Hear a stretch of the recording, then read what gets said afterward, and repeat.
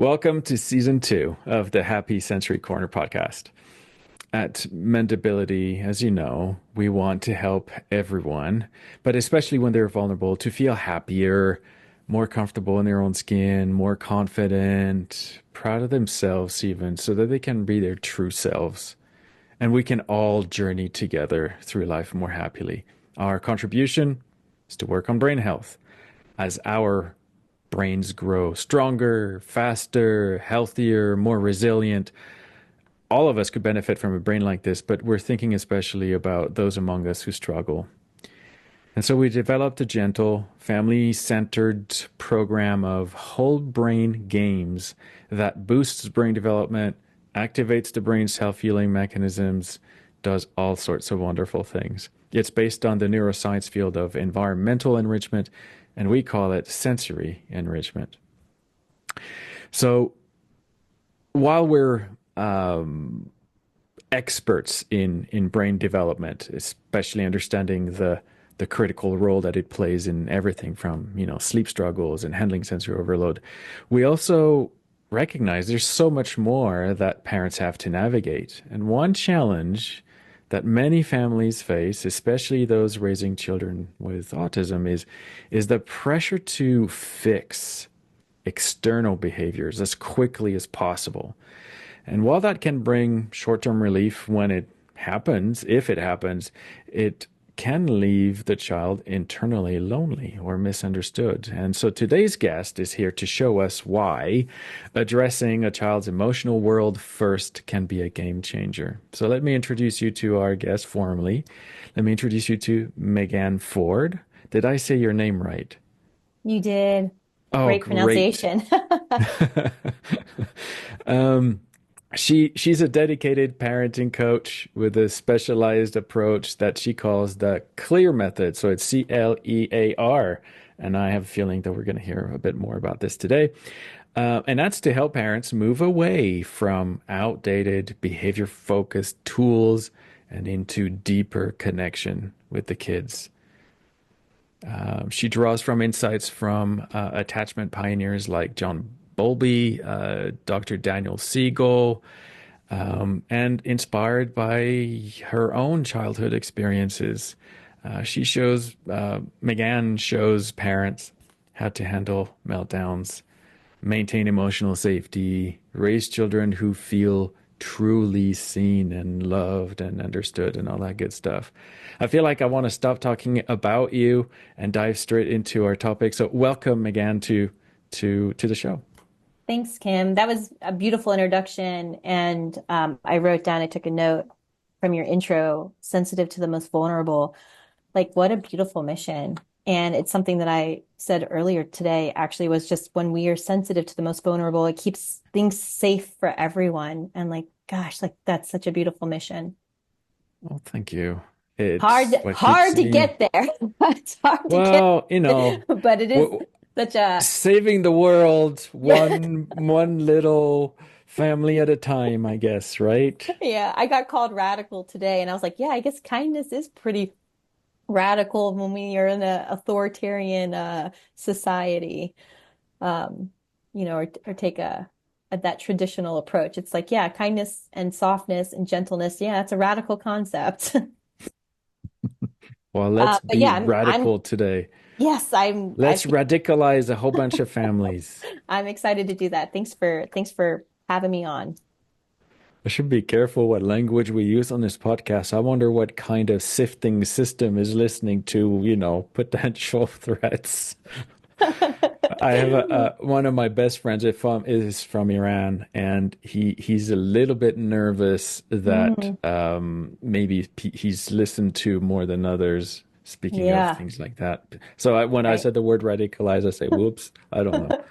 Anyway, But we're gonna counterbalance the word radicalize, but that radicalization is just differing from the norm, and that's what it is, right? Kind of what you were saying before, like when we try to fix the external, that's the norm, right? Like make everything look pretty, get everything, control the child, and then everything will be within control. Versus what we're going to be yeah. talking about is that counterintuitive approach is like develop that internal control to help regulate and co-regulate the child so that they feel safe.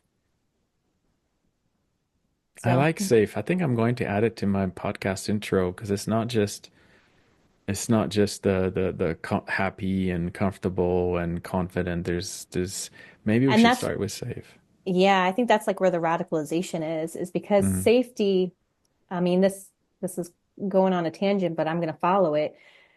We think safety is something that can be done by like the external check boxes. Like, okay, I've got them their shoes, I've got them their backpacks, I've got them all the things that they need.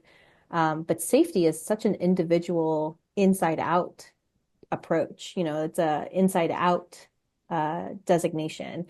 And so sometimes in the work that I do is we can become very defensive and be like, no, I do make them feel safe, but we can't answer that for someone else. You know, safety is the outcome of having the right conditions.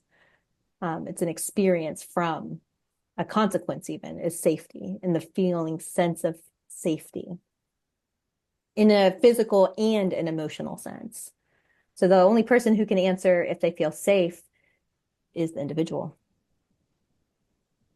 Did did something happen to little MegAnne that is sort of wired your brain to think like that or to be passionate about getting out of your comfort zone and helping other people? Did something happen to Little Megan? I think lots of things happened to Little. I was raised. Whoo, I was raised number four of five kids, and man, did my parents, they tried to conform, and I am so grateful that I never lost sight to who I was and that I learned to self-validate myself very early on. And there's even grief in that too. Like I wish you know, that the adults around me could understand it, but they were lost in the haze of adultism, right? Posturing to the other adults, be it my teachers, be it their friends, be it the other adults in my life. And I think the more I sat with little MegAnne through my own journey of healing and listening and my work, I worked 23 years with children, learning to say like, oh wait, this is adults work to help the child have a sense of safety is adults work and to be attuned to listen in and to make adjustments when they're showing me via verbally or behaviorally that they're feeling unsafe, that I can have that magic to adjust so that then we both have that sense of safety. And I think that that felt so much more doable for me as a teacher, as you know, someone in care of children at any age and stage or developmental ability that, you know, that was my role. Like if that was my goal, you know, if a child felt safe, then they could feel seen and soothed, secure, and then they can learn, then they can grow in healthy ways. So yeah, I don't know if I that just answers the spoke. questions, but man, that just that experience, like if that's versus like trying to think like how am I going to teach them letters and numbers and all these things like from this like top down approach. If I just focused on the bottom up approach, like poof, it made my life so much easier. Well, I have a note from when we prepared for this episode of this powerful story that you shared with me about Alex, and I feel like what you just said is I think we need to hear about Alex's story right now. Yeah, Can you tell it's it? I will. Man, Alex was such a he taught me so much. And we think teaching a child, teaching like if you're awake and alert to it, like a child can teach you so much. And I remember after I left the classroom and I started Be Kind coaching, a friend of mine who was an ABA therapist invited me to come in and help connect one of her kiddos who was in fifth grade and had been kicked out of school because he didn't know math or was blocked in math and he was becoming aggressive. And she said, I don't know, but I just know that you're really great at helping people feel safe in these unsafe places. Like, could you come in? Meaning like math or this academic space felt unsafe to the child. So I went and I remember going in and helping connect to Alex first. And um, he spoke with an AAC device and he was nonverbal and but he had so much to say and he had so much to communicate if the adult was attuned to it. And I remember when we went in and started working together, he would meet his edge and then run underneath the stairs. They had a cubby, and in the stairs Sorry, was you said meet his edge. oh yeah, his frustration edge, his tolerance. Like Okay. we would get, sorry, yeah, thanks for clarifying. We would get into a situation and I would ask a question or I'd ask him a demand or invite him to do something that he didn't want to do. And he would run away, right? He would bolt under the stairs. And he did this a couple weeks in a row. I would just watch him and I would observe him and be like, okay, so this is where his edge is. I'm starting to learn like what I can ask him to do and what is within his tolerance level. And he would run under the stairs and I would go and meet him and he would just go and he would start opening and shutting DVDs. And he had under the stairs, he had all these DVDs and he just open and shut them, open and shut them, open and shut them. And I was awake and aware of what was happening. So I just joined him in it. I sat outside and I just joined him. And for 2 to 3 weeks, that was longer than was comfortable to all the other adults. They're like, all you do is open and shut the DVDs. And what I was doing there was intention. I could defend it. I would say, yeah, I'm connecting to him. I'm meeting him where he's at. He's not distressed when I join him. I'm joining him and inviting him to kind of come back into it. So week after week, I would go and we would spend time just opening and sorting and closing. And I then started to just stack them and we would stack them. And I took a piece of paper and pen and I would just start to write the numbers. However tall it was, I would just write the number on it and introduce him in this way to kind of make math not only meaningful, but like purposeful to him. This is why we're talking about this and starting to play even in it. And we would stack it up and I would change the number. We'd stack it down. I'd change the number. We had all these numbers of paper, just little scraps of paper everywhere. And week after week, the more he saw that I was not only just going to invite him into my world, but I was also going to join him in his world. He started to expand, and over a few months, we started playing card games, and we would play war and go fish, and he was able to then start to feel capable and competent in it, and even introduced money and more practical life back and forth, and he was able to like have this two-way communication in this game. And I remember his mom, towards the end, I taught her how to play war with him. And she was like, this is amazing. I didn't even know that I could do this with him. And what I took away from that work from Alex is that it was very easy to play to his limits or to make a lot of judgments about his abilities based on like what my expectations of where I think he should meet me. And it was more challenging for me to say, okay, well, I'm going to listen to you and meet you where you're at and start to take my intention of numbers and math and more and less than and all these other skills that I was wanting to learn and kind of adapt it to where he's at. And then once I was no longer a threat, then we could expand and grow in our trust and safety with each other.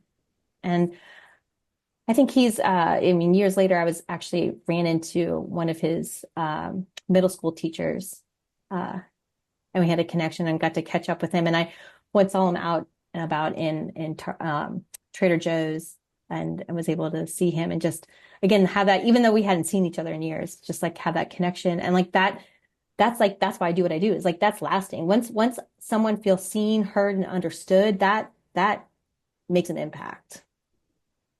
And you're speaking from the perspective of an outsider to the family, Hmm. but and so from a parent's perspective, there's a few different things to think about. I know I can hear the parents say, "Yo, that's all nice and good, but," and so I've got a couple of buts I want to ask you. Oh, I love The first this. one that comes to my mind is this idea of enabling. Hmm. And, we see it in lots of different contexts, but this idea that if he's doing something that you don't like or you don't think is productive or, opening and shutting is probably damaging the CDs at some point. Some of them are going to crack, some of them are going to split, some of the boxes you like, and then you're just making a mess. And so the parent sees the mess and the cracks in the CDs that cost money, and they're thinking, no. And so so you sitting down and doing it with him, that's enabling, Yeah. and by that they mean you're encouraging a negative behavior. How Hmm. is that? And I'm particularly intrigued by this because it's an ABA therapist who asks you Hmm. to come and help. And Hmm. I'm not an expert in ABA. And so the ABA people listening are going to cringe when I say they might not like this idea of enabling. So is Yeah. there a difference? I think the difference, I love this enabling, I think the trust is what's the difference, right? Is I tried to do it the traditional route, right? I tried to get him to engage in one way, and he was very clear that he was not, that he was going to go here. And so what did I do? I brought my agenda to him. So it wasn't that that's all we did, right? Like we did it for a time, and then I started to test the boundary and start to introduce things and start to bring him back into what the agenda was. So I can see why without understanding the context or the intention or the plan or to say, hey, why are you doing that? Even to be curious about what's the goal here, what's the motive from just a purely observational stance, like it would look to the outsider as I was just enabling or kind of abandon the math. Like, shouldn't we be doing the math? And I know that, yeah, the math is going to come. That's my role, not to lose the math. But his role is to feel safe and to trust me to even allow me to have influence over him in it. And so that's what I would say is that it comes down to understanding that there's a goal and the goal doesn't get lost. It's more of just how have we reached the goal? And that can be flexible in that, Well, you just answered my second but as well. So what about the math? right? The Yes, math but didn't, I what didn't about lose the the math? math. I didn't lose the math. And this is coming from I mean, a little bit of education from Dan Siegel. Are you familiar with the three brain states? A little bit, yeah. But go Um, for it. Explain. okay, Not everybody so listening might. Dan Siegel, this bottom-up approach that I talked about before is if we address the needs from a bottom-up approach, meaning we address the the safety of our brain and the connection of our brain, then we can Hmm. access our executive's brain state. So lower brain thinking is that primal part of our brain that is responsible for our fight, flight, freeze, fawn response to any perceived threat. So at the time, math was the threat. If a number, if I wrote a number down, he would bolt because math had been weaponized. And like, oof, how does math get weaponized? Math was like uh, an unsafe space for him to go into, right? How did I know that? Well, because he bolted. His brain was responding through this perceived threat, so he was moving away. So meet safety. Then after we have established safety, me going and meeting with him in his space on his turf, opening and shutting, saying like, "Hey, I'm gonna meet you here. I'm not gonna make you. I'm not gonna try to force you. I'm gonna actually join you." And he allowed me to join him. Okay, that's when I'm like, all right, he's now felt safe with me. He knows I'm not going to try and trick him into it. I'm not trying to get like a back door. I'm going to take this a slower approach. Then he can access then the second part of our brain. So moving up from bottom up, the next part of our brain is our amygdala, our midbrain, and that's our limbic system. And that's asking the question, am I loved? And when I say loved, I mean like, do I feel seen, heard, and understood? Do you get me? So the first is safety, then loved. And so I valued the stacks of DVDs. I saw there's purpose and meaning. I don't know the meaning. It's not my meaning, but it's his meaning. Then I can connect to him and say, oh, you love stacking. I'll stack with you. Can I join you? I'm putting purpose in having him feel validated in it. So now he feels seen, heard, understood. Now we can access our executive brains and get into the part of our mind that then can actually learn and expand. But if I try to take that from a top-down approach, do this worksheet, play this game, count this, that's going to keep him in that threat space. And now he's going to deem me as a threat space. And as soon as I pull up, he's going to be bolting. So taking that counterintuitive approach, slowing everything down, bringing everything back down so that we can reach the goal from that bottom up approach. It's counterintuitive. It feels different and messy. It takes a very regulated adult to do that. But my background is in Reggio play-based learning. And so that's a Hmm. skill set that I have that I can. A friend of mine says, MegAnne, you give her 10 toothpicks and 3 cotton balls, and she'll come up with 50 educational games and can validate all of it. And I was like, well, actually, yeah, I probably could. Because it's the creativity process in that that I love and thrive in. Does that answer?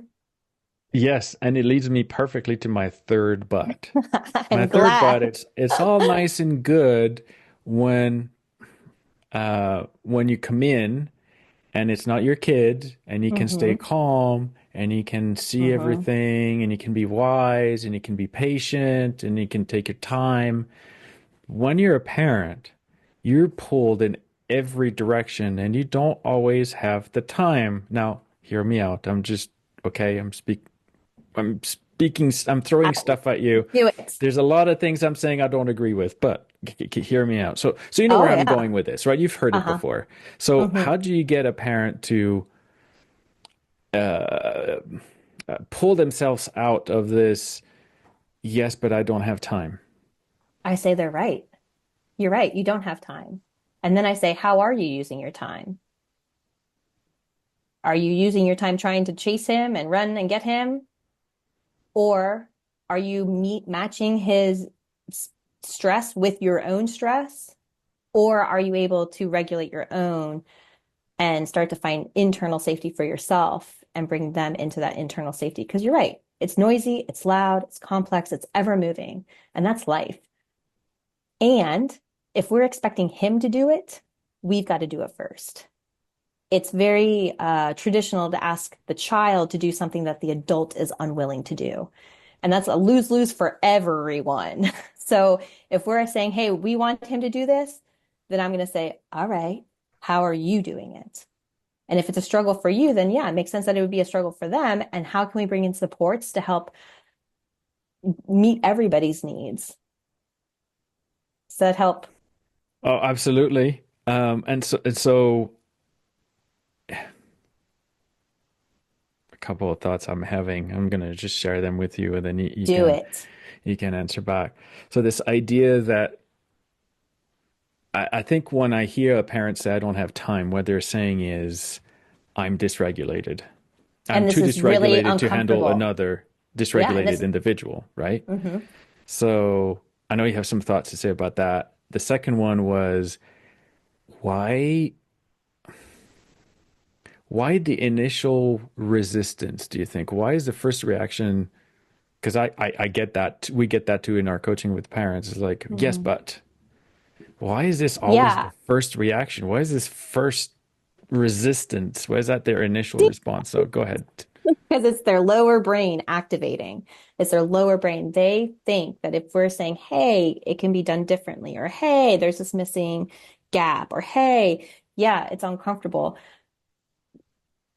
Chances are, if they were raised like me, and I don't know your parents or background, but I'm gonna assume that you were navigating some sort of traditional authoritarian permissive balancing of caretaking in some way, shape, or form, that idea we're asking them to come into an uncomfortable, self-reflective state, that is a very triggering and unknown space. And so we quickly go into our defenses.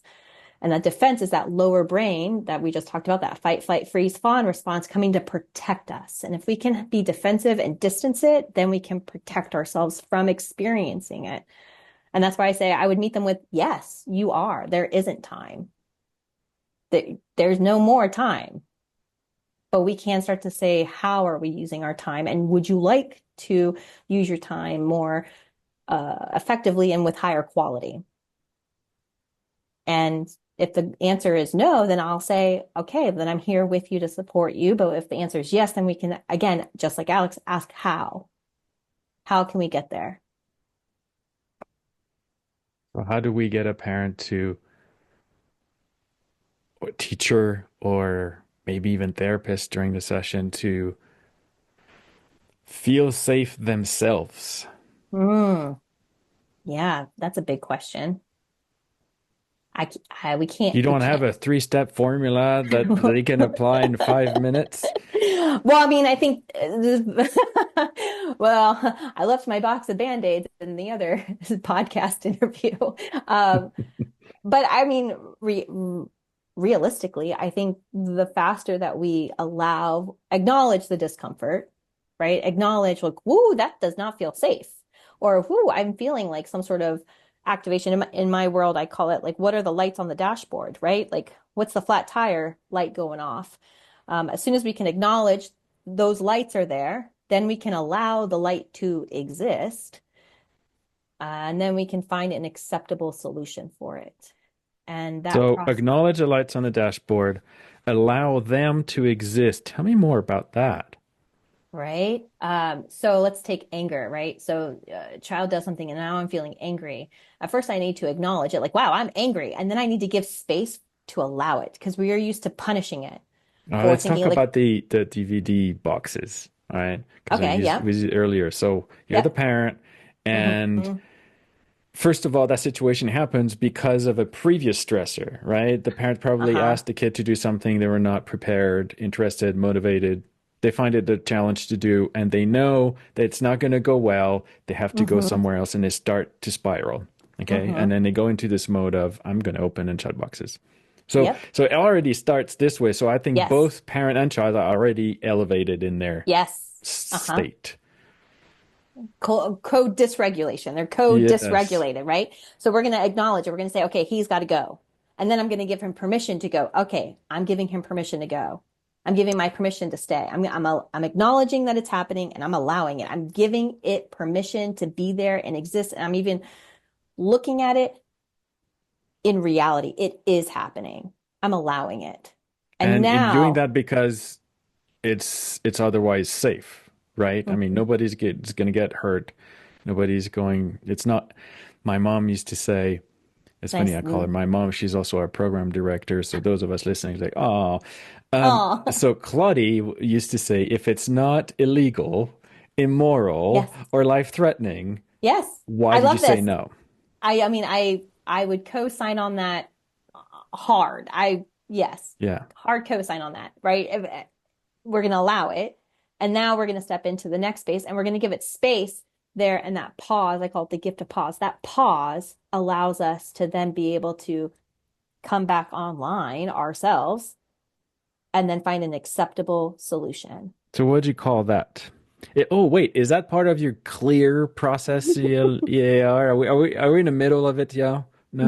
We're not quite in the middle of it, but I guess it would be part of that C. So clear, well, I'll define it first and then we can go back into this.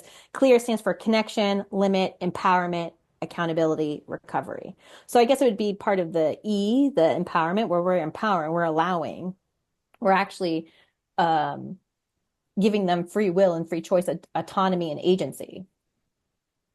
So that's the process clear, C.L.E.A.R, that I kind of self-reflect and go through is like, okay, have I connected? Does the child feel connected to? What's the limit? What's the boundary? What's Step the one, routine? What's the do agreement? they That's feel step two. connected? Do I feel Uh-huh. connected? It's not Uh-huh. just them that need to feel connected, is you need to also feel connected to the moment, to the child, to Mhm. the event. Mhm. And that means that I'm present. That Yes. means that I'm locked in. I'm here. I'm not thinking, I'm not I'm on my phone, I'm not yeah. worrying. Yeah. If I'm calm, meaning not just like, yeah, I'm fine, white knuckling. It's like, am I calm, right? Yeah. Can I feel my bodies? Can I speak in sentences? Like, do I have a sense of harmony in my body? Right. And then that's the goal for first step. I was raised in the two-step method, the LA, the limit accountability. I'm going to tell you what to do. I'm going to hold you accountable to doing it. I'm going to tell you what to do, and then I'm going to punish you or reward you for doing it or not doing it. And in that, I lost agency, I lost choice, I didn't feel seen, I was largely confused. So when I slowed down and started doing the work and building the clear method, I started to say like, oh, the first step is clear, is connection, because I want them to feel safe and I want them to feel seen, heard, and understood by me. Then we can access together that learning brain. And this is why it feels very natural to then, oh, that's where he is at. My And that's where purpose I'm is going to go. is for him to feel safe. Yes. seen and understood. So I'm just going to sit there and maybe help him Help or him. join him to make him feel like he's not under threat by doing what he's doing, right? Yeah. Because that's the usual. There's this parent-child power dynamic where the child is always a little nervous that have they triggered the parent in some way. I think that And the that more they can feel like, no, we're all in this together, Mhm. especially if you have special needs and complex Yes. needs, and you It's gotta, interesting that you say the yeah. power dynamic. The power dynamic innately in a parent and child is asymmetrical by design. The child is always dependent on the adult. And sometimes we think of it as symmetrical, meaning I need the child and the child needs me, but the needs being met ought to be going one way. And that's adult meeting the child's needs, not the Hmm. child meeting the adult's needs. Meaning like, it's too loud in here, I need you to stop. Or I'm getting annoyed, I need you to stop doing those DVDs. That's asking the child to meet your needs. And that's backwards. It becomes a confusing, like you said, confusing for a child in that state. Because the dynamic, the power dynamic, you are the adult. You already innately have authority over. You have power over, you have size over, you have grandeur over, you have a lot of control over. And so your job is to fill the child's needs instead of the inverse. You just drop a big bomb. I mean, pause for effect. Anybody else feeling what I'm feeling? It's yeah, it's crucial. Um, uh, that's awesome. I almost feel like, guys, let's stop here. We don't have any. We don't want to say anything more, but there's so much more. Um, te tell us about L. So connection for first Yeah. step. Okay, so Hmm. DVD boxes, CDs are Hmm. getting stepped on and cracked, Hmm. but you're saying, nope, this is where he's at. He needs to feel Hmm. like I don't dislike him at this point. Hmm. I'm his Hmm. mother and I Hmm. love him more than anything else, more than the DVDs. And I Yeah. How want much to does a stay DVD connected. cost, right? How much does a DVD cost? $25, I know, but $30? this is the wrong question to ask because when your brain is activated I like know, this, you because don't you're, think rationally. This is I only you can know. only say this when you're calm and patient Exactly. and you're zen. You're like, chill, pff, a DVD, who But that's, cares? I'll just but right now we're speaking to people who I'm going to assume are in that mindset. So we can latch them there to say All in right. that So now moment. they've graduated. They graduate from C to L. What is L? Uh-huh. Limit. Limit. So, Okay, so yes, now that you can are in control of your own emotions, you can impose limits that make mm, sense. yes. And you cannot like you just said, reverse the polarity on the power dynamic. You're Hmm. going to do something that is going to fill their Hmm. need. And so that Hmm. limit is to protect Hmm. them, not to protect Hmm. you, Yeah. right? So what Hmm. what limit would be a good limit to put on this DVD situation? Well, my role there was math, not All right. necessarily the DVD. So the limit I put on there was that at once I knew that connection was there, once he wasn't a threat to me, once it was not once his back wasn't turned to me, once he was engaging and passing me DVDs, once he was allowing me in, then I was going to start to introduce math. That was the limit I was holding. Now, if you didn't want the limit, I mean, if the limit was there for the DVDs, then that would be a different limit to hold. I felt the temptation to put a limit on how many CDs I was gonna let him break, and I can't get myself out of this. It's funny because at the beginning of the episode, I was talking about they, all those bad parents, and now I'm thinking me. Oh my goodness, I would have done the. I think I understand the connection thing, and I think I would have been relaxed enough to say, "Oh, okay, let's chill about this." But I don't know that I understand this limit thing. It feels like it should be the last one. That feels like a very advanced level parenting thing. That limit is innately, that's just the next step, like you said, like what level, like what is the limit, what it is. And he wasn't destroying the DVDs. He was just, it was like a stim. It was self-soothing. He was opening, shutting, opening, shutting, opening, shutting. He wasn't being Yeah, destructive with them. I'm exact for our Yeah, example, yeah, let's yeah, yeah. pretend he's breaking stuff. Right. So then At I least would, making a mess. all right. So making a And mess. for Then, sure, the wear and tear is gonna so put a yeah, crack in one of those CDs at some but point. I'm gonna push back that their limit was that it stays in the closet. They decided how many DVDs to buy, right? They were in charge of the buying of it, and they were in charge of where the DVDs were, and they were in their room behind. So that would be the limit that they would hold. So if DVDs were coming to the table, right? If he was taking them around the house, they would all be going back to Yeah, but that's a limit for the them. room. It's not a limit that's useful for the kid. How so? He was respecting the limit that they It's just stayed a in. convenience to the mom. I mean, a kid who's uh, I I don't know what level of severity the child was under, but he may not understand that this is a better place to have those DVDs than this other place. The table is so much more convenient because while I'm having dinner, I can Yeah, so stim with then a we couple of DVDs. right, so then we'd have to change the limit to address what is the limit. That's the process. It's like Hmm. what's the limit? And then we come and we co-create what the limit is. Their limit was that the DVD stayed in. Co-create the limit, so you get them involved in the limit. So Right. So that's how if you know what limit suits them. I yeah. guess I don't Mhm. know. So what is it if you know that he keeps bringing DVDs to the table and he's not successful at keeping them under the stairs? If DVDs was the focus or the lane, like the problem, if a parent Yeah, came to me and yeah, said, yeah. there, that wasn't my lane in this story, but if a parent came to me and said, we can't, he's taking them DVDs everywhere, then we'd start to get curious. Okay, so where is it? Oh, he's bringing them to the table. Okay, so how many DVDs are we going to, like, how many DVDs is he bringing? And then that's what we start to hold that limit and say, buddy, we said two DVDs, and we're going to teach him two. And if he tries to bring three, that's where we say Ooh, here two. we go. He can do math. Yes, He can have exactly. three DVDs. How Yeah, many is that? yeah, yeah. And So we I start to bring it understand. So E is empowerment. What's A? accountability. So accountability Accountability. will always be reinforcing the limit. And so Right. sometimes parents say, well, I don't know what the account, like, what is the consequence here? And then I'll always go back to the limit. The accountability isn't that they've got to feel bad that they want to bring more DVDs to the table. It's that we need to renegotiate what the limit is. Hmm. And what am I comfortable with and what is fills his need if this is where we want to draw the limit.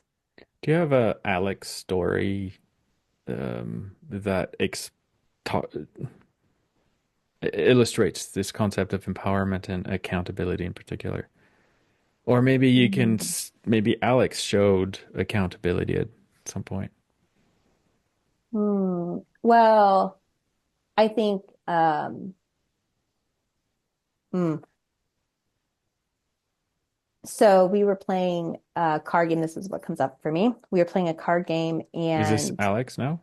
yep, same Okay, kid. cool. Yeah, it was back Perfect. when we were playing war and he was upset that he lost. He was upset that he lost and he got physical and he came at me and I was able to put an arm up to block him and he squeezed my arm and I said, "Yeah, you're mad, connected.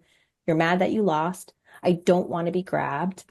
I'm going to move my arm," and was able to move my arm away from him and I took a step back from him, right? Because the limit there I set wasn't necessarily about, it was saying, I don't want to be hit. I don't want my arm, and was Hmm. able to step back.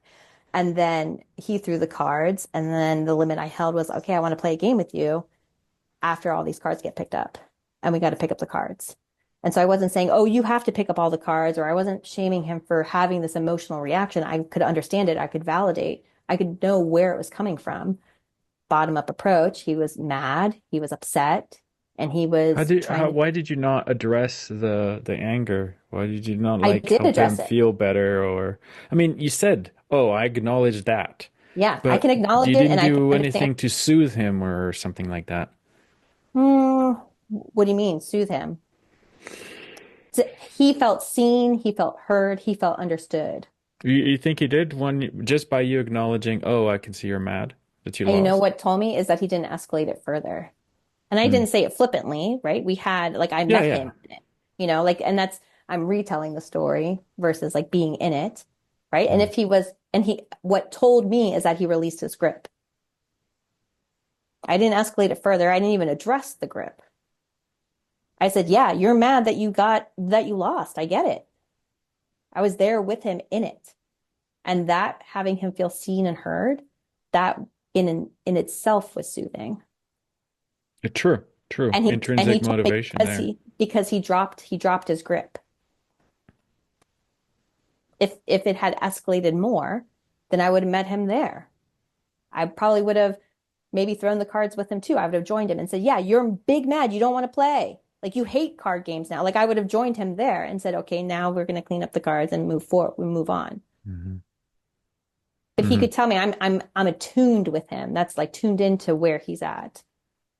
And as soon as that limit or empowerment, as soon as it starts to elicit a big response from him, I'm downshifting back in. I'm not pushing forward. Hmm. Meaning, once he became physical with me, I'm downshifting back into connection. I Got can it. feel the emotional response in me right now talking about it because that's the process of it. Is this a tuning in, listening to my engine? Where am I revving Yeah. up? And where do I need to rev back down so that I can ask him to rev back down? Versus joining him in the code dysregulation, and then we escalate things further. So what would have been a bad way of handling the card throwing? I think that if he had lost and he grabbed my arm, if I'd said, take your hands off of me, or don't hit me, that's not nice, or how dare you grab me, or you can't lose, or like any sort of like harsh response to that, I would imagine would have escalated him further. Or you And would can't, joining any him sort in of, his anger and throwing the cards as you as well? I don't know, that sounds silly. I'm just thinking out loud here. I think that that would show him again that he's mad. He's allowed. I've acknowledged it. I've allowed it, and I found an acceptable solution for it, trusting that on the tail end of it, we'd be cleaning up the cards. That would be the goal. And that's the accountability part, the cleaning up Hmm. the cards. So that leads to R. I don't know what Recovery. R is. Recovery. So Recovery. recovery is that reflection, the repair, the reconnection after whatever it is. Whether So like a hug after it could look or like, wow, it playing could together again. not so much. I mean, I think it's more concrete than that. I think it's like, wow, like you really didn't like that and you threw the cards and we cleaned them up and thank you for doing that with me. Hmm. It's acknowledgement. It's saying, hey, I saw that we went through this and we got through it and now we're on the other side of it. Or sometimes it could look like apologizing, like me even saying like, hey, you did not want to lose, or, and this is, I wouldn't apologize in this state, Would you in say, "Oh, this I'm so case, sorry, but you lost," yeah, or I would something like offer that? sympathy or like, yeah, you didn't like it and I'm sorry. If I had raised my voice, let's say that if I've made a mistake, if I'm like, how dare you, like, let go of me, or you can't grab me like that, I would Hmm. apologize for the rupture that I created, my side. I would clean my side of the road. Yeah, I got mad and I yelled at you, and that was not okay. It wasn't okay that you put your hands on me, and it wasn't okay that I yelled at you.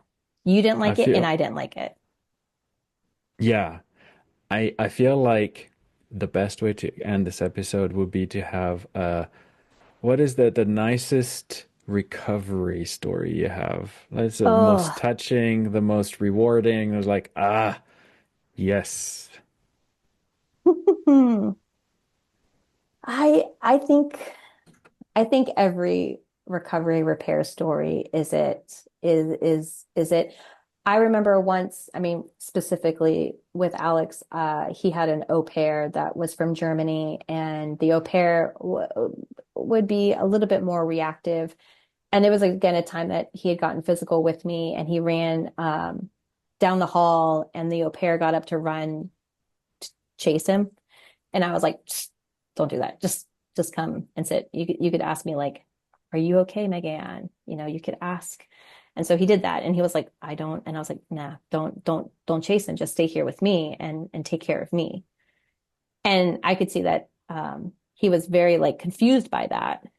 And so he said like, oh, are you okay, MegAnne? It looks like you got hurt. Do you need a band-aid? And we kind of role played it out. And all of a sudden I saw his eyes around the corner, and um, the au pair asked him, like, do you want to go get MegAnne a Band-Aid? and they went together into the bathroom and got me a Band-Aid. They came back and like was able to model taking care of someone. And then we were able to just move on. And I remember the au pair was like, that felt different, but it felt good. And I'm like, yep, that's it. Like that means that's it. It's Now sit in counterintuitive that and for a minute. yeah, right. Because It's what counter. happened is a reconnection. Yes. Yeah. And I think that what you're talking through, I mean, and all of it is when we are not seeing the child as our threat or what the child's behavior is doing, if it's not a threat to us and we're tuned into that, then we don't go into our lower brain reactions. And there So was nothing that's, that yeah. this child could do to trigger that. I'm not going to say nothing because I am but human, but in that state, I was coming in and from what I saw, like him putting his hands on me or digging in like his nails, his nails. um, that was something that like your mother or what did she say your mother said if it wasn't immoral, what was the other one? Illegal, immoral, Yeah. or life-threatening. Yes, like yes it hurt and I'm going to acknowledge that hurt. I'm going to acknowledge, allow it, and find an acceptable solution while also modeling how to care and repair after a mistake is made so that a Yeah. child doesn't start to fear mistakes.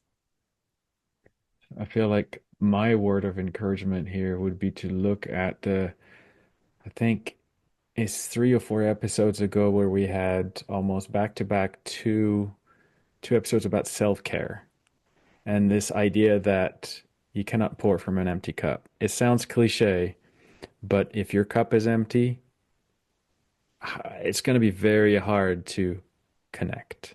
And so Near yeah, impossible. self-reflection, well, no, sorry, I'm using your word here for the recovery piece, but Yeah. this idea of self-regulation, it sounds so technical and I don't know, full of baggage. I just want a place of strength, a place of calm, a place of presence. That's hard to achieve even when you don't have a lot of stressful stuff around you. But when, Mhm.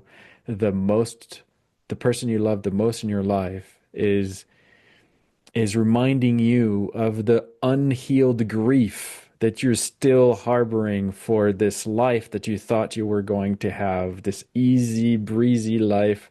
I mean, nobody does, but when you have a child with complex needs is a whole other Yeah. ball game. It's a broken So it's promise. very easy to feel triggered instantly. It's like, yet again, yet again. You're going to have a lot of yet agains. It takes a lot of patience to not respond, not react. Yeah, what came up for me when you were saying that is, yeah, the grief. And I think where I would encourage is that it's easy to think like, oh, that was a easy story for MegAnne to say about how she, connected to this child with the DVDs. But that was the product on the heels of many years of practice and practice in the teeny tiniest of moments. So I had to Mm, become, circling back to what you said, sensitive to the most vulnerable keeps things safe for everyone. And I had to acknowledge my own. I had to become sensitive to mine before I could be sensitive to others. And so once I became sensitive to my own triggers and anger and frustration and uncomfortableness and sensitivities, once I became validating to that, then my capacity grew to connect to others. My in group became wider because it was easy to have out groups, right? Like they shouldn't be doing that or they're different than me, or it's easy to have out groups. It's more beautiful to have a wider in group, right? And that's that process of self-validating, connecting to self, having self-compassion, honoring the humanness, the messiness in those teeny tiniest moments, and then being able to expand that out. So it's easy to hear the story and be like, oh, great, she like taught Alex math. Hooray. But that is the yeah, product off of a lot of process. so what I heard is your first practice session is probably not going to go very well, Oh, but it was a can you practice imagine? session, and the next one will do a little bit better and a little bit better and a little bit better. And if you're in a place now where your cup is really empty and you don't see a way into to fill this cup, then just put a drop in there and sit One into the drop. feeling of that drop being in that cup, and then Mm. And like be proud of that. cup. Yeah. I mean, drop and like protect that drop. And Protect the drop. like that's it, is that a lot of us are like, yeah, but it's just a drop. It's just a drop. It's not going to be, and that's that you don't have any 3 tips in 5 minutes.